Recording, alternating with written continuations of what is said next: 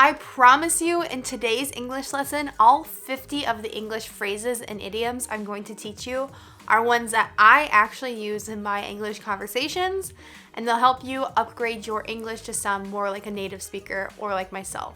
As always, make sure to use the link below in the description to download a free PDF that will guide you to the definitions of this list of idioms, and it will also include a quick quiz. My name's Kayla. I'm an American English teacher. Make sure you visit EnglishWithKayla.com to learn more natural phrases, just like the ones in this video. Now, let's get started with 50 English idioms. Buckle in. Has anyone ever told you to buckle in? Maybe you were inside of a car, but if someone tells you to buckle in and you're not in a car, they're not talking about your seatbelt. They're telling you to get prepared to do something that's very difficult or challenging. When I took biology in college, at the beginning of the semester, my professor told me to buckle in, and I had to study so much for that class. It was so difficult. So he was telling me to prepare for a difficult semester of a course. When someone keeps just talking and talking and talking, and you want them to get to the point, the main point that you need to know, you might want to say, cut to the chase. Now, this idiom means get to the main point, stop rambling. But you gotta be careful with this idiom because it can be a little bit blunt and rude, especially if someone, cares a lot about what they're talking about, but you just want them to get to the point. You just have to say, cut to the chase now. When you want to say that someone has thought of all the details of something and they haven't forgotten anything, you can say that they thought of the whole 9 yards. Now, this is a very strange phrase because in the United States, we usually use measurements of 10, but I guess in this phrase, we're saying the whole 9 yards, and pretty much all native speakers would know what you're talking about when you use this phrase.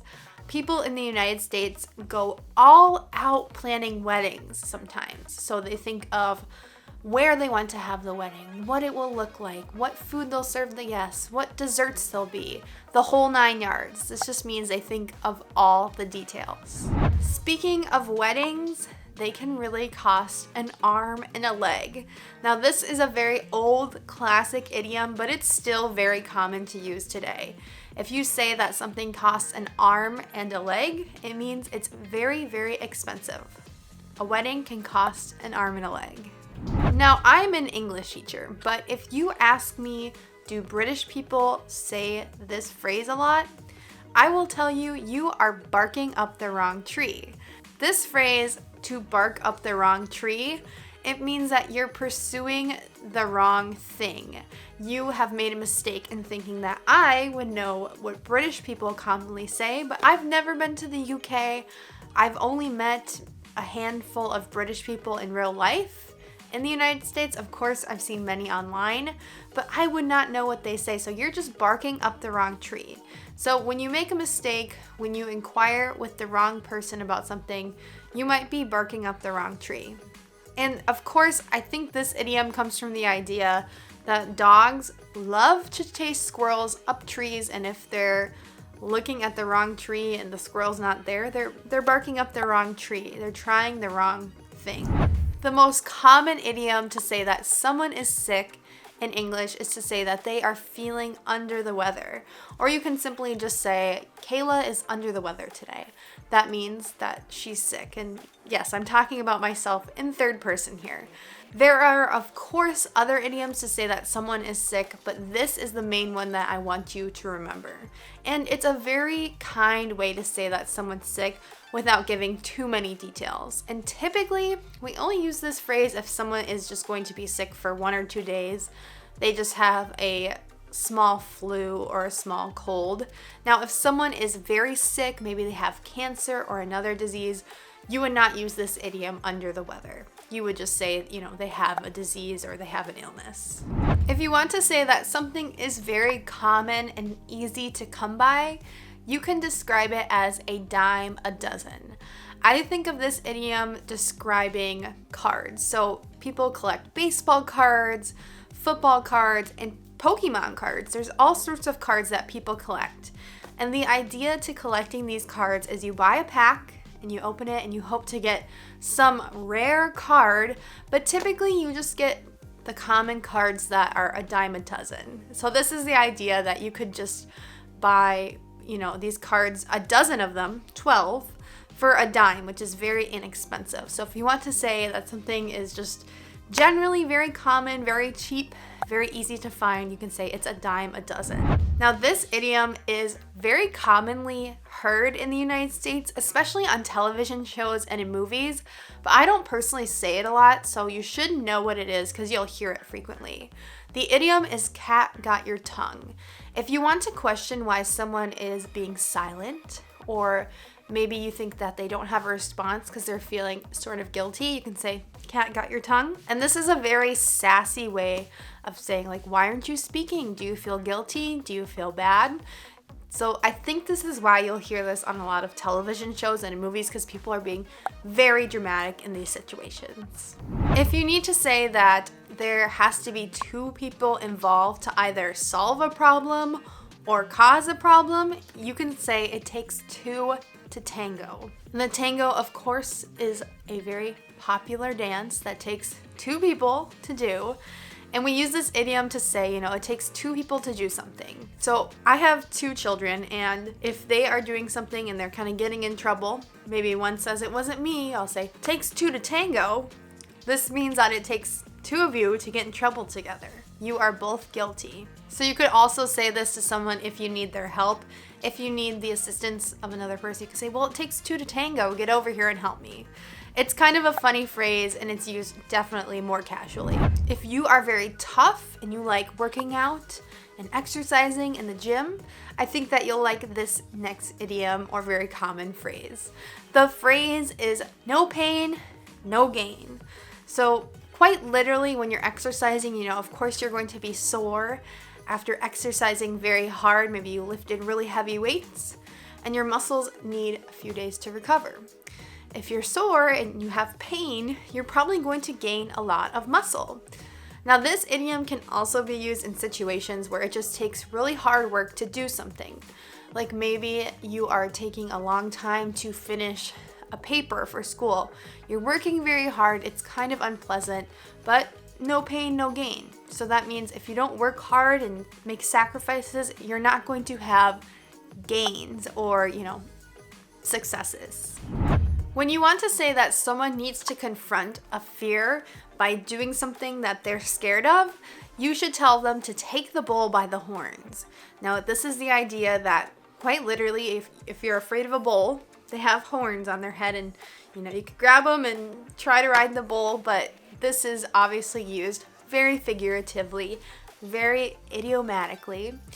Let's say you're afraid of public speaking, but you sign up for a speech class. You are really taking the bull by the horns. You're facing your fears. This next phrase is so common, I use it all of the time. When you're talking about someone and they enter the room and you were not expecting them to come into the room and you want to say, I was just talking about you. It's more common to say, oh, speak of the devil. Now, you might see this as kind of rude, but it's just so common here to say speak of the devil. And I think the full phrase is speak of the devil and they will appear. So you're talking about this person and they come into the room unexpectedly, you can use this phrase. If you want to say that something is impossible to believe without actually seeing it for yourself, you can say the phrase seeing is believing. So I had a friend that had never been to New York City and they said, I don't think it would be that great to ride the subway each day. I don't think it would work very well. I could say to them, well, seeing is believing. Once you see it, you'll believe it, because the public transportation in New York City is much better than anywhere else in the United States. So if you go see it for yourself, you'll understand what people are talking about. Instead of just telling someone to give up on something, you can say that they should just throw in the towel. So in fighting, if the fighter is getting, too weak and you can tell that they should not be fighting anymore, your team or your coach will throw a white towel. That means you guys give up or surrender. So this phrase comes from that idea. If you give up on something, you can say, well, I'm just going to throw in the towel. When I was a kid, I really hated playing basketball at first. My first few seasons, I was really terrible. I didn't find it fun, and I just said I want to just throw in the towel, but my mom wouldn't let me quit in the middle of the season, so I couldn't just throw in the towel. I had to keep going, but I actually ended up really liking basketball, and I played basketball for many more years after that. So I'm glad that she didn't just let me throw in the towel. If someone is being very stubborn and not changing their stance on something, or they won't change their idea very easily, then you can say that they really are putting their foot down about something. When my kids watch TV, I'll say, okay, after one episode, we're turning the TV off and I'm putting my foot down about that. That means I'm going to be very firm, very stubborn about it. There's no more asking, hey, can we watch one more episode? Because I think too much TV turns my children into, I don't know, just kind of crazy kids. So I put my foot down about that. I'm very strict about it. So in the United States, the Kansas City Chiefs just won the Super Bowl. Now, when a sports team here gets really good, they get really popular, and a lot of people start to become fans, or they jump on the bandwagon. This just means that when something becomes popular, then you become a fan of it. And typically when someone in the United States is a fan of a team only because they're doing well, we call them a bandwagon fan. That means they're not a true fan. They weren't a fan of the team when they were doing bad, only when they're doing good. And you can use this idiom to jump on the bandwagon when talking about other popular things, not just sports. If you're giving a presentation or a speech and something is happening in the crowd, but you just ignore it and you keep going, you could say that you didn't miss a beat during your speech or during your presentation. We say this to someone when they just continue on without being distracted by something. So typically we use this idiom to give a compliment like, even though there was a distraction, you didn't miss a beat, you just kept going. One of my favorite ways to say that you're going to change your direction or you're going to change your approach to something when you're having a problem is to say, wow, you really flipped the script. So let's say you are a teacher and you have a student in your class that is failing the class, they're doing really terribly, and suddenly they start studying, they start showing up to class, asking a lot of questions. You could say to that student, wow, you really flipped the script, your grade is turning around and you're really trying now. So this idiom, to flip the script, it means to just change your approach, change your direction, or even just changing your attitude. When you talk to people who are engineers, they're very smart, they're very passionate about what they're doing, but sometimes when you talk to them, they can really just get into the weeds on the topic. And if you're not knowledgeable about their type of engineering, let's say they're a computer engineer, well, you're not going to know what they're talking about, and you're going to say, all right, you're getting a little bit into the weeds. This means you're talking about really small technical details, and I don't need to know all that because I don't understand it. So if you want to tell someone just to keep the conversation very general or, very understandable for you, you can say, hey, we don't need to get into the weeds here. If you are romantically interested in someone, we usually say that's your crush, and you're finally going to ask them out on a date or tell them that you like them, you could say you're finally going to make a move. So this idiom is used, for love and dating, but you can also just use it whenever you're going to finally do something, take some big action on something that you've been waiting to do. You're finally going to make a move.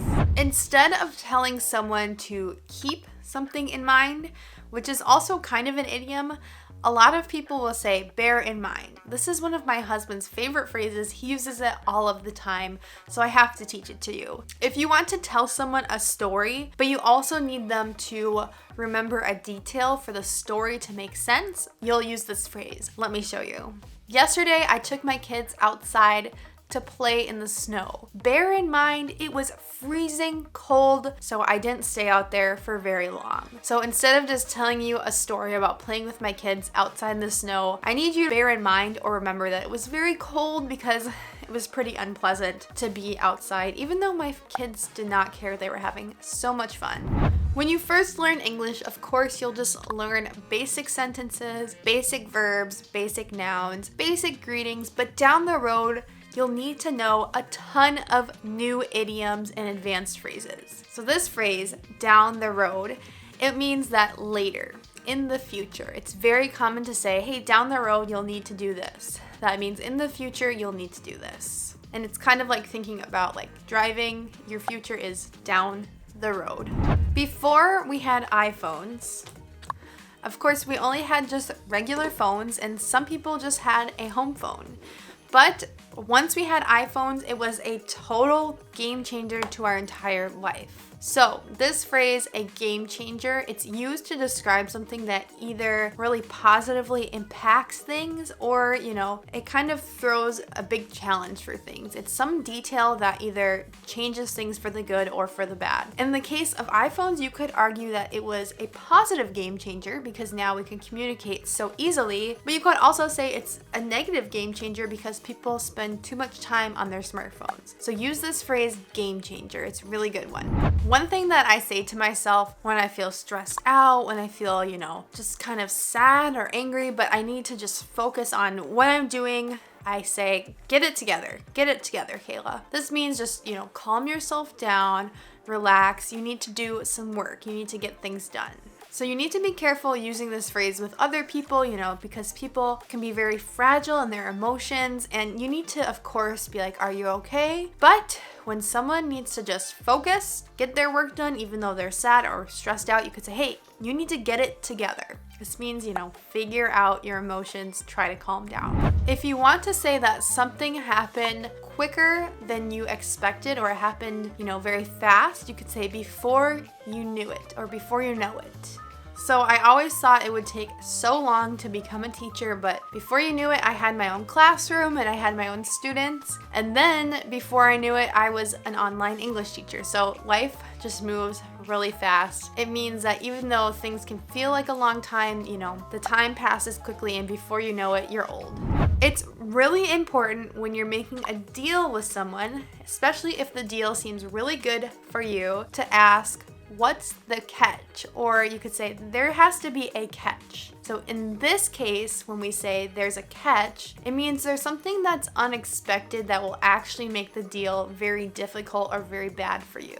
And it's usually something that's very hidden. So sometimes in the United States, you'll see very good deals advertised for brand new cars. But the catch is that you're going to have to pay a lot of interest on your car payments, so the car is actually going to cost a lot more than you expect. There's always a catch when a deal seems too good. That means there's always something hidden that you will have to do that makes it challenging. My favorite idiom to say that two people or two things go along very well together is to say they're like two peas in a pod. And this is typically used just for people. If you think that, your friends who are boyfriend and girlfriend they work very well together. They're good friends. They're good in their relationship. You could say, you two are just two peas in a pod. It's just a very cute phrase that means you go along together very well.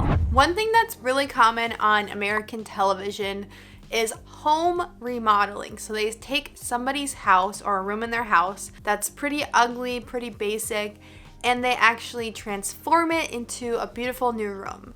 Now they show the new room to the person who owns the house, and the person always says, I can't believe my eyes. Or, they're just saying, I cannot believe it because it's so great. And also you could use this phrase if something was really bad. I can't believe my eyes, how bad it is. If you want to say this phrase to someone else, you'll say, can you believe your eyes? That means it's either really good or really bad. Of course, there's a lot of context to this phrase that's needed, but it's very common to say when something is, astonishing. You can't believe it. The next two phrases are very common to say that you have two difficult choices and you don't even really want to choose between the two, but you have to choose. So the first phrase is to say, I'm between a rock and a hard place. And the second phrase is, I have to choose between two evils. These are both very common phrases to use when you have to make a choice, but you don't really want to choose either option. So maybe your mother and your girlfriend both want to spend time with you. And if you say no to your mom, you're going to disappoint your girlfriend. And if you say no to your girlfriend, you're going to disappoint your mom. So you could say, I'm between a rock and a hard place. Now, you wouldn't really say I have to choose between two evils because in this case, both choices are okay, but you're just going to disappoint someone. If you have two bad choices that, are going to have bad implications for people, you have to say, I have to choose between two evils. When you want to say that someone is telling a story but not giving you a lot of detail, you can say, wow, you're leaving a lot to the imagination here. This means you're not giving enough detail, and I'm just imagining a lot of crazy things. Now, if someone is giving you too much detail, you can either say that's TMI, or too much information, or you could say that's not leaving much to the imagination here. So it just means that you're giving way too much personal information about the situation. So a lot of times when people are telling really long stories, instead of saying, the ending, they'll just say, well, and the rest is history. This means that you can kind of guess what's going to happen in the story because, it's so well known. For instance, in Cinderella, the prince and Cinderella get married, and the rest is history. That means they just went on to live happy lives. I'm not going to tell you the rest of their lives because that would be a long and just boring story. So you hear this at the end of stories or the end of movies in the United States. The rest is history. That means you can pretty much guess what happened. So in the United States, there was actually a show for a while about an Asian American family. They had immigrated to the United States, and the show was called Fresh Off the Boat. Now, I feel like this could be pretty insulting to say to someone like, oh, you're fresh off the boat. But I've heard people who have immigrated to the United States say this in a joking manner, like, oh, I was fresh off the boat. This just means I had just come to the United States or come to wherever, and I hadn't acclimated yet. I hadn't gotten used to everything yet. I hadn't learned the language. And of course, this phrase is not so literal. People are not actually coming to the United States on boats very frequently anymore. Most people fly. But it's just kind of a funny, joking phrase that's used to say, I came here and I was not used to everything yet. I was very fresh off the boat. If you want to tell someone that something is impossible and not worth doing, you can say, don't even bother. It just means that something is just going to be too challenging or not worth the effort. So if you think that you need to learn every single word in the English language, don't even bother because there's always going to be new words, and there's so many words that even native speakers don't know. So don't even bother. When you have a to-do list for the day, you probably want to just finish it quick and knock it out. When you say that, you knocked out a task, that means you just finished it quickly and got it done. So usually in the morning, I knock out getting my bed made, I knock out unloading the dishwasher, I try to knock out the annoying things that I don't want to do later. So oftentimes in the United States, businesses will say, how did you hear about us? How did you hear to come to our store? Or how did you hear about our service? And, they'll say, did you hear about us on a commercial? Did you hear about us on social media? And you could say, no, just word of mouth. This means that maybe you heard someone talking about them or a friend told you about the store or about the service. So the phrase word of mouth means you didn't hear it anywhere officially or written, just someone told you. This phrase can be kind of confusing when you hear it for the first time. When someone says it's go time, it just means it's time to start. Let's get ready, let's be motivated, it's go time. And this phrase is especially used in movies, when, at the end they have a big plan, maybe they're going to do something or rescue someone, and everybody's ready, they'll say, okay, it's go time, let's go. When you ask someone a question and, they know the answer and you want to ask them a follow-up question, it's kind of like, you're testing their knowledge. It might not be an official test. It might not be a teacher saying this. We say, oh, do you know this too? Bonus points if you can answer this question. Bonus points just means like, you don't have to know this, but it would be cool if you did. It's really a common thing to say. It's common in actual game shows and actual trivia competitions, but we also just say it in our normal everyday conversations. Bonus points if you know where that was made. It's just kind of saying, this is a fun fact. It's not absolutely necessary to know. A funny phrase that I hear quite commonly is to say that someone had white knuckles. So if someone is afraid, especially if they're on a roller coaster or if they're in a fast car, they might be gripping onto their seat or gripping onto their chair, and they might be white knuckling. So we use this as a verb. It just means they're holding on very tight because they are afraid that they're going to fly off or crash in the car. One thing that I really take pride in my life is a clean house. I always try to have everything clean and tidy so that, it just doesn't feel cluttered or disorganized. But it's a lot of work cleaning your own house and keeping it clean. So sometimes I have to swallow my pride and I have to ask for help around the house. I ask my kids to pick up after themselves. I ask my husband to help me with certain tasks. I feel like it's my pride, but I have to ask for help because I can't do it all myself. And I feel like this phrase, to swallow your pride, is very common, and you should also be very aware of what it means. When you're learning a language, sometimes you feel like, I don't want to ask what this means, but you have to swallow your pride and ask so that you can learn the phrase or learn the new word and you can understand what's being said. But it can be kind of embarrassing or hard to ask for help sometimes, but it's important just to swallow your pride, say, it's okay if I don't know, and ask for help. When a situation is starting to become chaotic, you can say it's going off the rails. Think of this as a train that, is about to just break. It goes off the rails. It's called derailing. But if you want to just talk about a situation in life that's starting to get chaotic or crazy, you could say this is going off the rails. When someone asks you a question like, could I use your pen? In English, you can respond politely by saying yes, or of course, or certainly. Or you can use this next idiom. You could say, by all means. This idiom is just used to give someone permission in a very polite way. By all means, yes, of course. So it's not, it's not necessary to always say this phrase, but it's just polite, and you'll hear it commonly to say, of course, yes, you can do it. You have permission. There are two types of people in this world, in my opinion. There are those that when they travel, they bring everything except for the kitchen sink. And there are those that travel light. So these are both idioms, but the idiom that I'm going to teach you is to travel light. When someone travels light, it means they only bring essential things.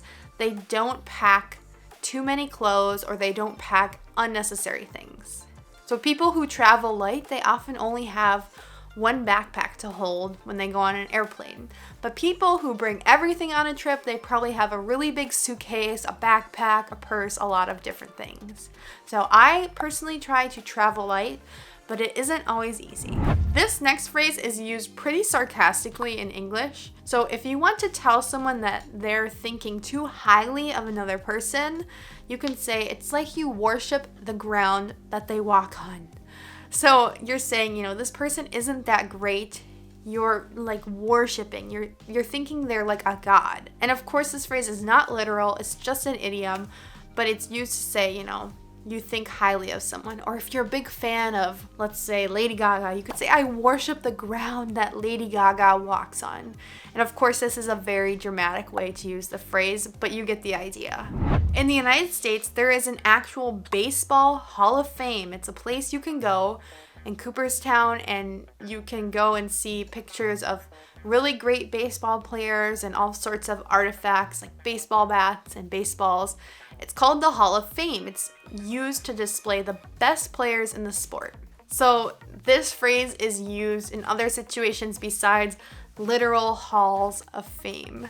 It's used to just say that something is really good or it's the best. Another phrase that's really great to use when you want to describe something that is excellent or it's the best is to say it's world class.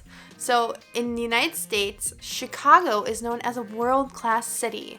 They have some of the best restaurants, they have some of the best museums, and they have some of the best sports teams. So it's known as a world-class city. In a lot of different countries, you might say we have world-class whatever it is, a certain type of food, a certain type of dessert, or a certain type of university, whatever it may be. The last few idioms in this English lesson are kind of gambling, cards, money related. The first one is to hit the jackpot. If you say that you hit the jackpot, it means that something very lucky happened to you. Something very big happened to you as well. If you married someone very good, you could say, I really hit the jackpot with my wife or with my husband. If you want to say that someone is risking everything for something, you can say they bet the house. This phrase means you use all your money to bet on something because you're pretty sure it's going to happen. A similar phrase is to say I'm going to bank on it, and I use this phrase all the time. If you are going to go outside all day, you can say I am banking on it being very nice weather today. That means you're pretty sure it's not going to rain, it's not going to be cloudy. You're banking on nice weather. You're very sure it's going to happen and you're relying on it. And if you want to say that something is going to probably happen, you can say, I think it's in the cards. Now, in the opposite way, you can say, this is not in the cards for today. So if someone says, hey, do you think that we can go out to dinner tonight? You could say, I'm really tired. I just don't think it's in the cards for me today. That means it's probably not going to happen. I hope that it's in the cards for you to subscribe to my channel. Make sure to download the free PDF guide that goes with this video. It will help you study all 50 of these idioms and phrases again and again, and it will give you a little quiz to make sure that you understood all the phrases in today's lesson. I'll see you guys in the next lesson. Make sure to visit EnglishWithKayla.com to sign up for my 6-week Upgrade to Native English course. Goodbye!